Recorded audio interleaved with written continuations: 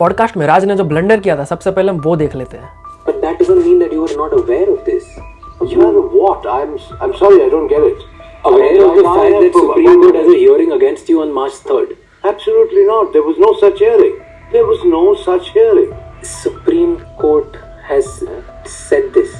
Right? So, like I have provided you documentary evidence, if I'm shown a piece of paper, मैंने बहुत ढूंढा, ऐसी कोई hearing नहीं मिली 3 मार्च 2016 की, और मैंने ये भी ढूंढने की कोशिश की ये भूल कहाँ से आगे चली आ रही है। तो मुझे नीतीश राजपूत का वीडियो मिला। पहुंचते हैं और कहते हैं विजय माल्या का जो पासपोर्ट है इसको तुरंत जब्त कर लीजिए, वो भागने वाला। सुप्रीम कोर्ट जो था इस पूरे इंसिडेंट की जो अर्जेंसी थी उसको समझता है और एक दिन बाद ही 3 मार्च 2016 को उसकी हियरिंग का टाइम फिक्स कर देता है कि हाँ ऐसा कर दिया जाएगा। यहाँ पे जिस 3 मार्च की बात हो रही है वो इस आर्टिकल से हो रही है, लेकिन अगर हम यहाँ पे ध्यान से देखें तो ये 2017 की है। मतलब ये विजय माल्या के जाने के 1 साल बाद वाले मार्च 3 की बात हो रही है, ना कि 2016 वाले मार्च 3 की बात हो रही है। With great power comes great responsibility. अगर आपको लाखों लोग देखते हैं, फॉलो करते हैं, आपका कंटेंट देखते हैं, तो ऑटोमेटिक आपकी रिस्पॉन्सिबिलिटी बनती है कि आप सही इन्फॉर्मेशन प्रोवाइड करें। और अगर किसी आप ऐसे इंसान से पॉडकास्ट करते हैं जो नेशनल इंटरेस्ट में है, तो आप प्रॉपर रिसर्च करके जाइए, ये आपकी रिस्पॉन्सिबिलिटी बनती है। लेकिन ओवरऑल अगर राज प्रॉपर रिसर्च करके ये पॉडकास्ट करता तो शायद ये थोड़ा और ज़्यादा बेहतर होता। तो सबसे पहला आता है क्लेम नंबर 1। इस नैरेटिव ऑफ चोर कभी अपना पर्सनल गारंटी देता है क्या? इस बात में पॉइंट है, और एक सक्सेसफुल बिजनेसमैन होने के नाते विजय माल्या को भी ये पता था कि as a personal guarantor sign करने का मतलब क्या है।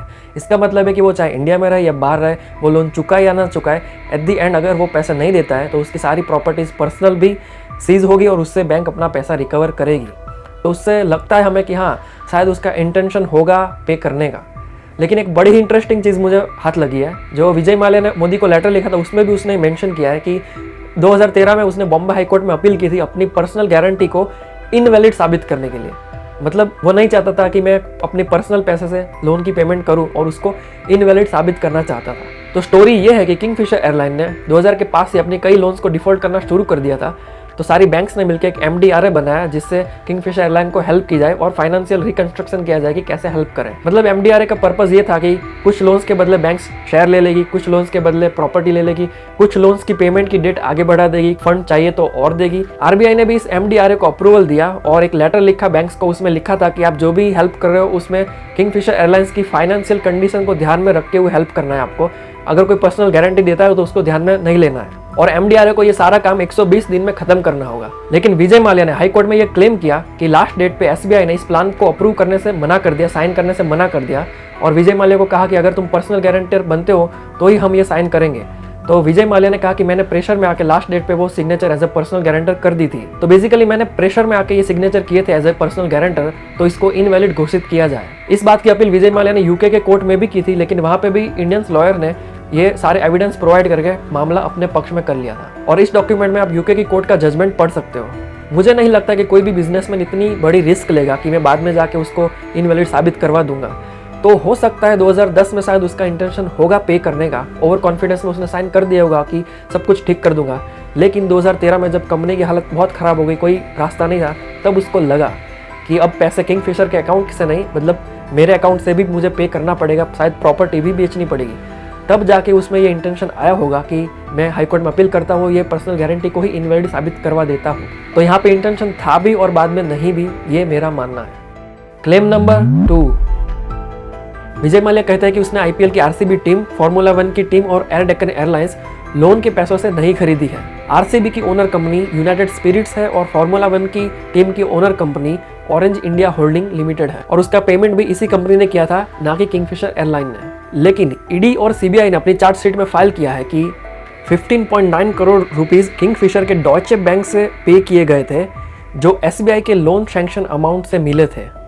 255 crore UK based formula 1 team के लिए सेंड किए गए थे एडवर्टाइजीज एंड प्रमोशनल पर्पस के नाम से। एयर डेक्कन की खरीदी के लिए भी लोन्स की अमाउंट का यूज़ किया गया था। ED और CBI ने कहा है कि टोटल 3000 करोड़ से ज़्यादा की अमाउंट टोटल डाइवर्ट की गई है मल्टीपल कंपनीज के अंदर और उसका अलग अलग तरीके से इस्तेमाल किया गया है। लेकिन यहाँ पे विजय माल्या क्लेम करते हैं कि उन्होंने पर्सनली यानी कि अदर कंपनीज से टोटल 3 से 4 हज़ार करोड़ किंगफिशर एयरलाइंस में डाले हैं ताकि ये कंपनी चलती रहे। इसका मतलब जो पैसे डाइवर्ट किए गए हैं उसके बदले मैंने वापस डाले भी है। तो ये फेयर होना चाहिए। और उसके लिए विजय माल्या ने उसका स्टेटमेंट भी सीबीआई को सबमिट किया है। बैंक्स के साथ ये कंडीशन थी कि लोन की अमाउंट सिर्फ और सिर्फ किंगफिशर को आगे बढ़ाने के लिए इस्तेमाल होगी, ना कि कोई प्रॉपर्टी खरीदने या किसी कंपनी को एक्वायर करने के लिए होगी। तो यहाँ पे मैं कहूँगा ये हमारे जज करने का काम नहीं है, ये काम ईडी, सीबीआई और कोर्ट कर सकता है। वो तय करेंगे कि यहाँ पे क्या गलत है, कौन से पैसे कहाँ डाइवर्ट हुए।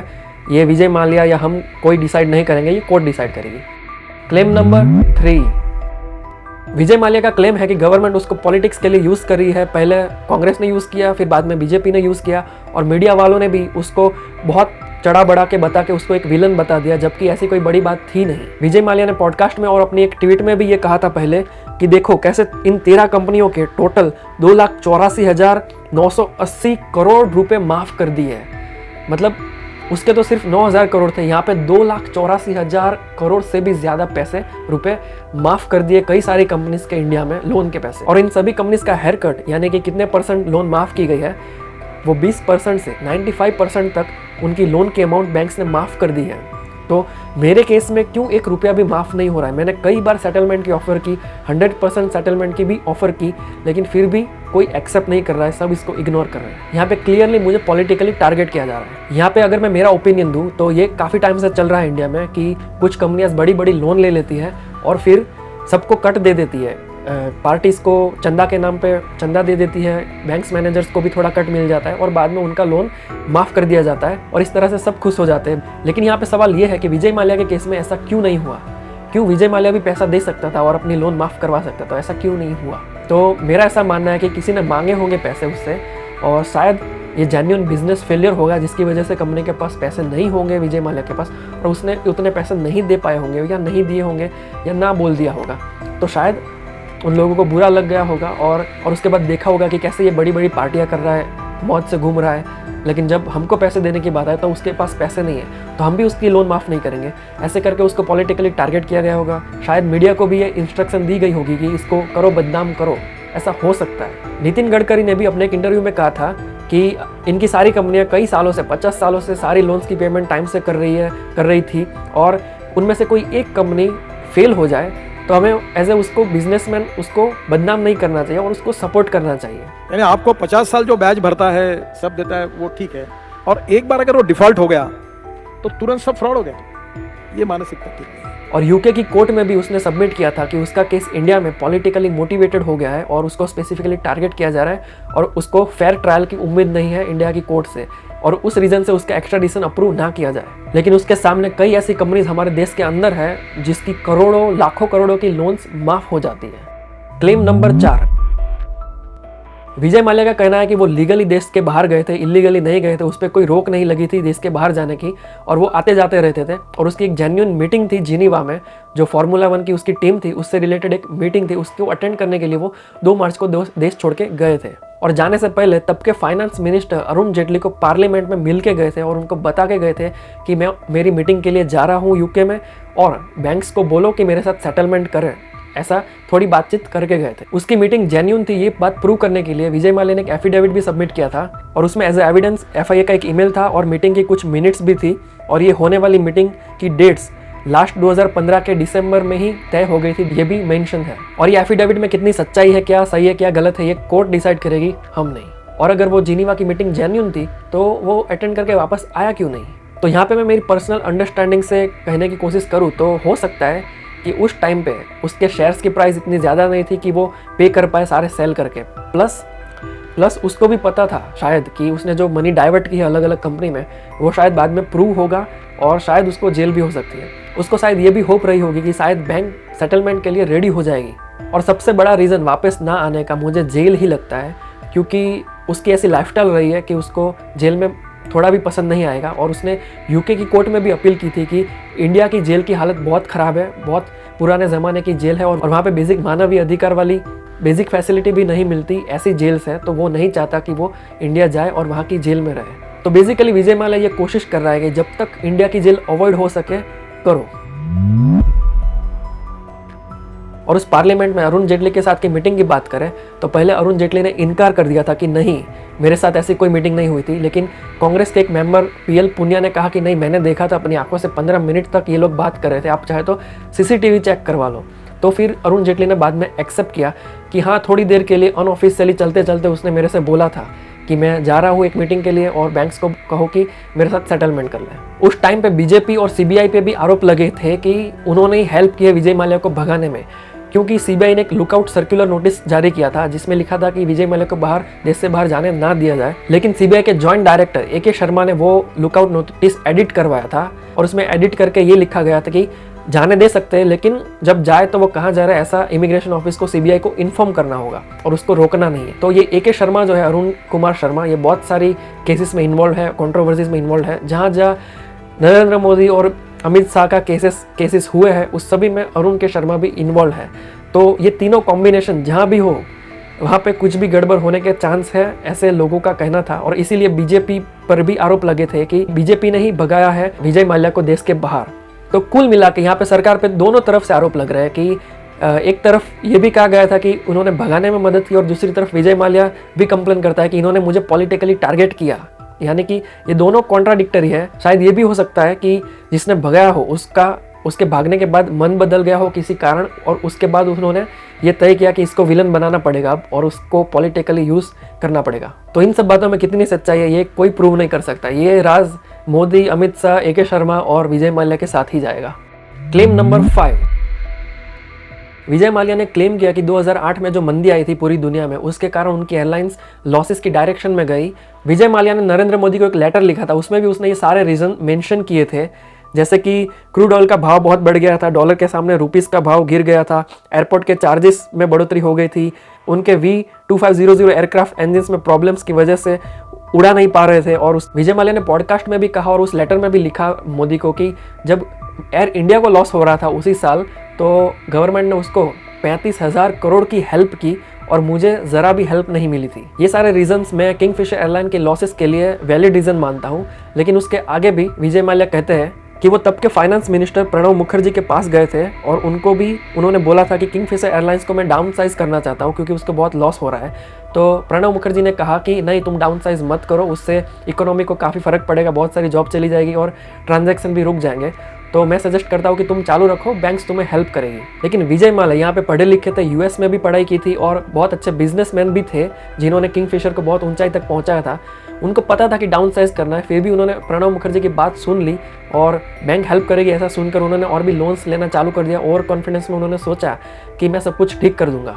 ऑब्वियसली यहाँ पे फाइनेंस मिनिस्टर अपने डिपार्टमेंट के ही सोचेगा कि सरकार को दिखाना पड़ेगा कि हमारा डिपार्टमेंट अच्छा काम कर रहा है, फाइनेंस डिपार्टमेंट, या हमारे देश में मंदी नहीं आई है। तो फाइनेंस मिनिस्टर यही सजेस्ट करेगा कि तुम ट्रांजैक्शन जारी रखो और इकोनॉमी को बढ़ाते रहो। लेकिन बिजनेसमैन होने के नाते ये तुम्हें डिसाइड करना था। फाइनल डिसीजन विजय माल्या के हाथ में था कि डाउन साइज करना है या नहीं करना है, लोन्स लेनी है या नहीं लेनी है। लेकिन उसने लोन ली और ओवर कॉन्फिडेंस में लॉस की तरफ इस कंपनी को ले गए। तो इसमें क्लियरली यहाँ पे गलती विजय माल्या की ही है और विजय माल्या ने ये एक्सेप्ट भी किया कि ये मेरी गलती थी कि मैंने प्रणब मुखर्जी की बात सुनी। क्लेम नंबर 6, विजय माल्या कहते हैं कि एयर डेक्कन को एक्वायर करना प्योरली बिजनेस डिसीजन था, ना कि किसी को दिखाना कि देखो मेरी कितनी बड़ी कंपनी हो गई है, और ना ही इंटरनेशनली फ्लाई कर सके इसलिए उसने एयर डेक्कन को खरीदा था। विजय माल्या ने कहा कि एयर डेक्कन उनकी कॉम्पिटिटर कंपनी थी, तो और अपने कॉम्पिटिशन को बाय करना एक नॉर्मल बिजनेस प्रैक्टिस है जो हर कोई करता है, हर बड़ी कंपनी करती है, अपने कॉम्पिटिटर को बाय कर लेती है जिससे मार्केट पूरा उनके हाथ में आ जाए। वही काम विजय माल्या ने भी किया, तो उसमें गलत क्या है। लेकिन हमें ये नहीं भूलना चाहिए कि उसी साल मंदी चल रही थी पूरी दुनिया में, प्लस किंगफिशर एयरलाइन ने 2005 से लेकर 2008 तक सिर्फ लॉसेस ही रिपोर्ट किए थे। उसी साल 500 करोड़ से भी ज़्यादा का लॉस रिपोर्ट किया था। एयर डेक्कन को खरीदने के लिए भी टोटल 1000 करोड़ से ज़्यादा की अमाउंट चाहिए थी और ये सारी चीज़ें सिर्फ 2008 के आसपास हो रही थी, मतलब मंदी के टाइम।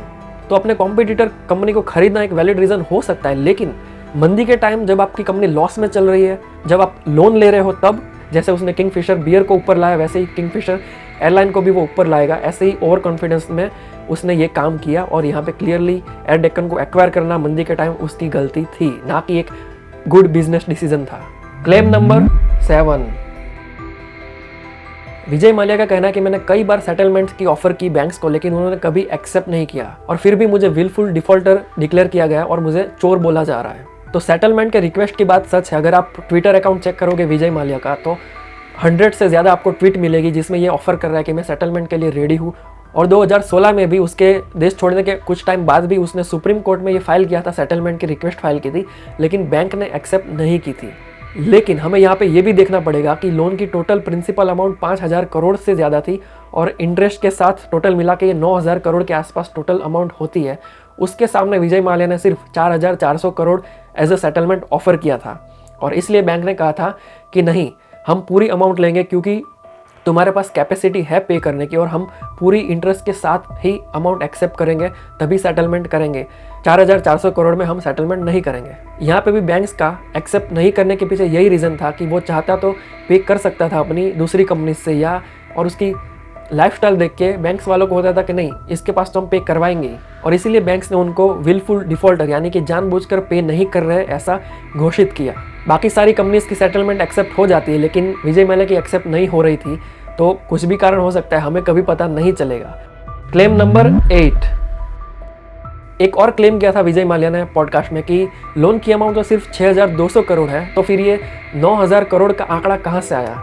तो विजय माल्या ने ही जो डॉक्यूमेंट दिया था, हमने उसी में चेक किया था, तो यहाँ पे क्लियरली लिखा था कि 6,203 crore and further interest at 11.5% पर annual from date of application 10/2013।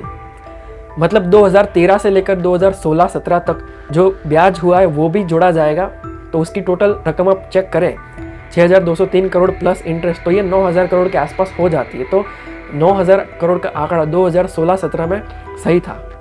Claim number 9, Vijay Mallya का कहना है कि मेरे 6,200 करोड़ बाकी थे, उसके सामने बैंक ने 14,000 करोड़ रिकवर कर लिए, ज़्यादा पैसे रिकवर कर लिए, और उसका स्टेटमेंट भी मुझे नहीं दिया गया है अभी तक। ये बड़ी ही अजीब बात है, जब बैंक कोई रिकवरी करती है तो उसका स्टेटमेंट प्रोवाइड करती है जनरली, लेकिन विजय माल्या के केस में विजय माल्या ने 15 बार रिक्वेस्ट करने के बाद भी उसको अभी तक स्टेटमेंट नहीं दिया गया है, क्योंकि स्टेटमेंट से ही हमें पता चलेगा कि कौन सी प्रॉपर्टी कब कैसे ऑक्शन की गई, कैसे बेची गई, और उसी के बेस पे हम इंटरेस्ट कैलकुलेट करके ये चेक कर सकते हैं कि बैंक्स ने ज़्यादा पैसे लिए जितने बाकी थे उससे, या जितने चाहिए थे उतने ही लिए। तो ये सब हम तभी कैलकुलेट कर सकते हैं जब स्टेटमेंट पब्लिकली अवेलेबल होगा। लेकिन अगर हम कैलकुलेट करें तो 2016 में बाकी थे 9,000 करोड़, और उसमें अगर हम 2023-24 तक हर साल 11.5% के बेस पे इंटरेस्ट ऐड करते जाए तो ये 13,000 करोड़ से भी ऊपर रकम पहुंच जाती है। तो शायद ये रिकवरी 2023 के आसपास कंप्लीट हो गई हो या 24 के आसपास।